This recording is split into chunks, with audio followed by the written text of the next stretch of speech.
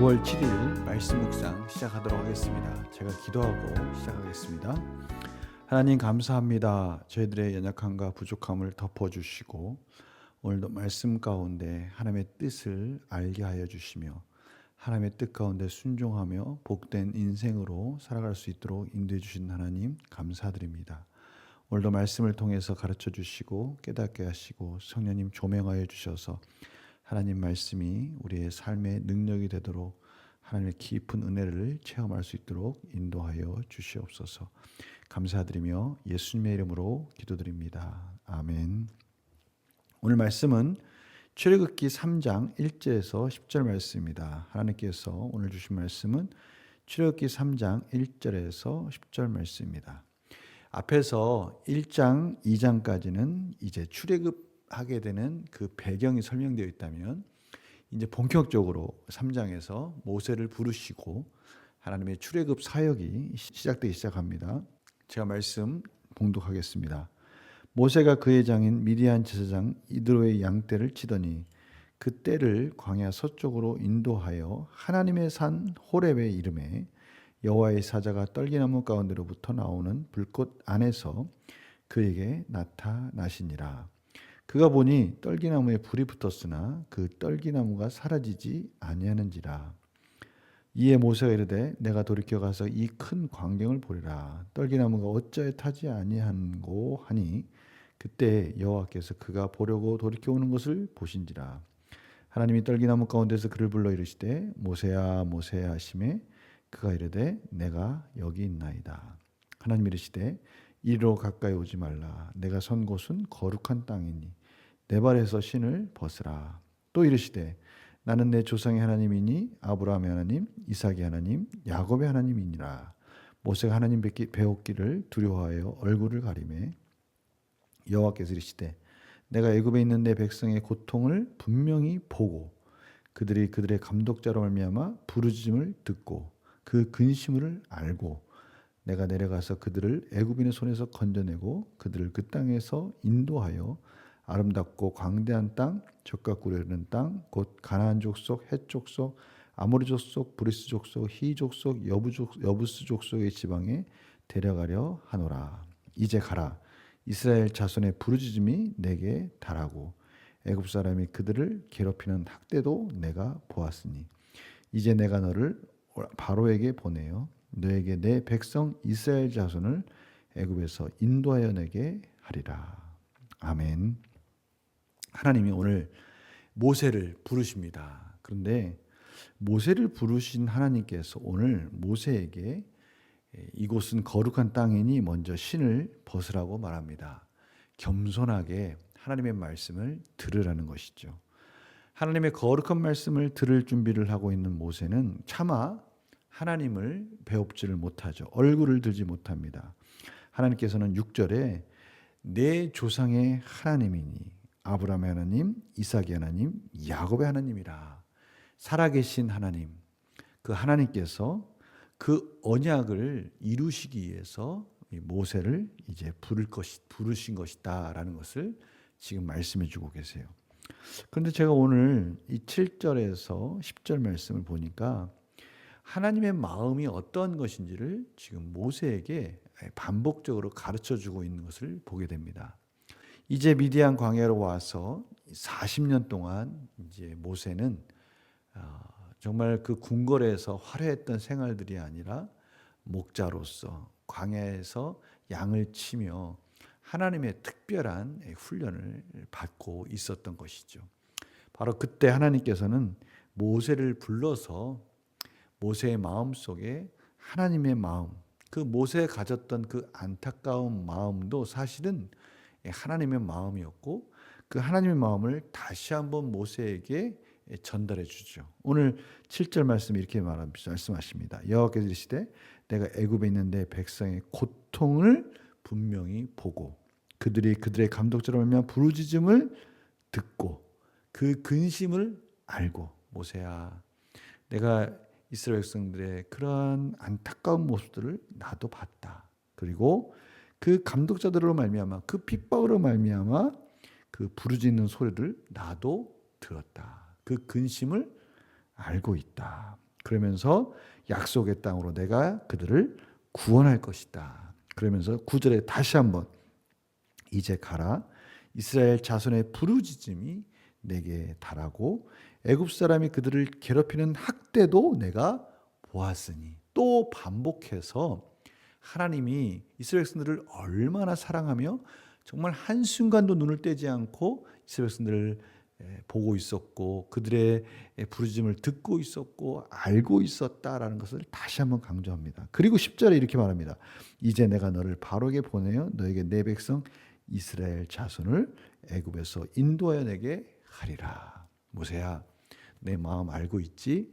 이 마음을 가지고 그 이스라엘 백성들에게 가서 그들을 출애굽시켜서 하나님의 약속의 땅으로 인도해 내라라고 모세를 부르시는 장면을 저희들이 오늘 보게 됩니다.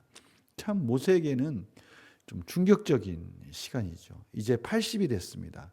40년 동안 하나님의 인도하심 가운데 연단을 받고 정말 평범한 나날 속에 늘 익숙했던 그 장소에 갔는데, 그 장소가 하나님의 시내산이죠. 하나님이 약속한 그 시내산에서 하나님의 부르심을 받고 이제 출애굽한 후에 바로 그 시내산에서 하나님을 만나게 되고 그 시내산에서 하나님의 십계명을 받게 되고 그곳에서 하나님의 구원의 완성을 또 이루어가는 중요한 그 장소인 그곳에서 하나님은 모세에게 하나님의 마음을 전달해 주고 그 마음을 가지고 언약을 완성하는 리더로서 이스라엘을 구원해라고 지금 명령하고 계시는 장면입니다. 우리 문제를 한번 풀어볼까요? 하나님께서는 왜 갑자기 양치던 80세 나이의 모세를 불러 사명을 주십니까? 갑자기인 것 같지만 사실은 하나님은 정확한 계획 속에서 모세를 부르신 겁니다. 때가 된 거죠.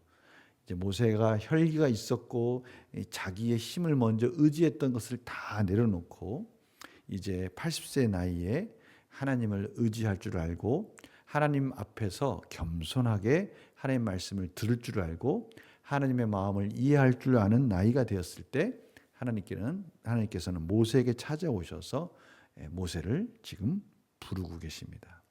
이 부르심이라는 이 의미 여러분 잘 이해해야 됩니다. 부르심에는 그에 합당한 그 자리에 또 자격과 실력이 갖추어져야 되는 것이죠. 바로 하나님의 이 부르심에는 그러한 것들이 준비되어 있는 이 모세의 모습을 저희들이 볼 수 있는 것입니다. 그래서 느낀 점 보면요, 40년간 광야에서 고단한 삶을 통해 다듬어진 모세에게 나타나셔서 사명을 맡기시는 하나님의 모습에서 무엇을 느낍니까? 40년간 광야에서 고단한 삶을 통해서 다듬어졌다. 저희는 그 애굽에서 탈출해서 미디안 우물가에서 루엘의 딸들을 만났던 그 장면이 생각납니다. 그때가 모세가 미디안 광야에 온 첫걸음이었거든요. 그때 그 루엘의 딸들이 일찍 오게 되니까 루엘이 물어보는 것이죠. 어떻게 이렇게 일찍 왔느냐? 그러니까 그들이 19절에 이렇게 얘기를 합니다. 그들이 이르되 한 애굽 사람이 우리를 목자들의 손에서 건져내고 우리를 위하여 물을 길어 양떼에게 먹였나이다. 모세가 그 사건들을 잘 처리한 거예요. 근데 애굽에서 나온 지 얼마 되지 않아서 그 모세의 모습 속에는 히브리인들의 모습이 보이는 것이 아니라 애굽 사람이라는 것이 눈에 들어왔던 것이죠. 바로 그랬던 모세입니다. 애굽의 때가 아직 애굽의 그러한 모습들이 남아있는 그 모세가 이제는 40년의 훈련 기간을 통해서 이제 정체성이 회복된 거죠. 히브리 사람이 된 거예요. 하나님은 그러한 모세를 통해서 하나님의 훈련 과정을 통해서 모세를 하나님의 리더자로 성숙시켜 주시고 완성하신 것이죠. 바로 저희들에게 이 부분이 중요합니다. 하나님은 그러한 우리의 삶의 과정을 통해서 저희들을 모세와 같이 하나님의 축복의 통로로 저희들을 구원의 사명자로 저희들을 훈련시키고 가시는 것이죠. 그래서 결단과 적용도 바로 그겁니다. 오늘 결단과 적용의 문제에 보면요, 내가 일상에서 감당하고 있는 사명 중 하찮다고 느껴지는 것은 무엇입니까? 하나도 그냥 흘려보낼 수 있는 것이 없어요. 하나님은 곳곳에서 우리에게 때로는 경고하시고 때로는 위로하시고 때로는 준비시켜 주십니다. 우리의 모든 삶의 순간순간은 하나님의 구원의 통로로서 훈련시키시고 준비시키는 기간이다라고 저희들이 생각할 수 있는 것이죠. 바로 모세가 40년의 시간을 궁궐에서의 40년, 광야에서의 40년을 통해서 이제 이스라엘 백성들을 이끄는 리더자로 세워진 것입니다. 저희들도 하나님께서 지금 동일하게 그렇게 훈련시키고 계시고 또 저희들을 그렇게 축복의 통로로 쓰실 것이다라고 말씀해 주시는 거예요. 그래서 매일 반복돼 하찮게 여겨지는 일들에서 최선을 다해 하나님의 기쁨이 되기에 오늘 무엇을 실천하겠습니까? 저희들의 삶을 돌아보면서 저희들의 삶 속에 무엇을 하나님께서 준비시키고 계시는지, 어떤 훈련을 시키고 계시는지, 사람들과의 만남 속에서 또 저희들이 보고 듣는 것을 통해서 깨닫게 해주시는 그 놀라운 모든 과정들은 결국 하나님의 구원자로 축복의 통로로 세우시는 과정이다라는 사실 속에서 저희들이 하루하루 살아갈 때 이 목적 의식을 놓치지 마시고 이 사명자의 의식을 놓치지 말고 살아라라고 오늘 다시 도전을 주고 계십니다. 오늘 어떤 일들을 계획하고 계십니까? 또 어떠한 일들 속에서도 어떠한 하루하루의 순간순간의 만남과 계획과 또 여러 가지 훈련의 과정들을 준비하고 있습니까? 이 부분을 거기에다가 맨 앞자리에 놨으면 좋겠어요. 그 모든 것의 앞자리, 하나님의 구원의 사명자로서 저희들 오늘 그 모든 것들을 계획하셨다라는 것을 저희들이 꼭 명심하면서 오늘 어떻게 무엇을 실천하겠습니까? 라고 말씀하시기 전에 그 모든 것들은 사명자로서의 관점으로 다시 바라보고 또 그것을 이해하고 그것을 적용하는 그런 삶이 되었으면 합니다. 무엇을 하든지 맨 앞자리에 사명자로서의 관점으로 바라보는 것이죠.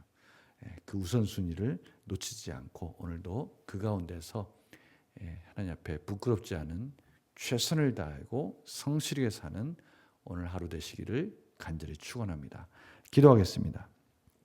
하나님, 모세를 하나님의 구원자로서 리더로서 세워주신 하나님이 오늘도 저희들 삶 속에서도 그렇게 하나님의 축복의 통로로 세상을 구원하는 구원자로 준비시켜 주시고 훈련시켜 주시는 복된 하루로 허락해 주신 줄 믿습니다.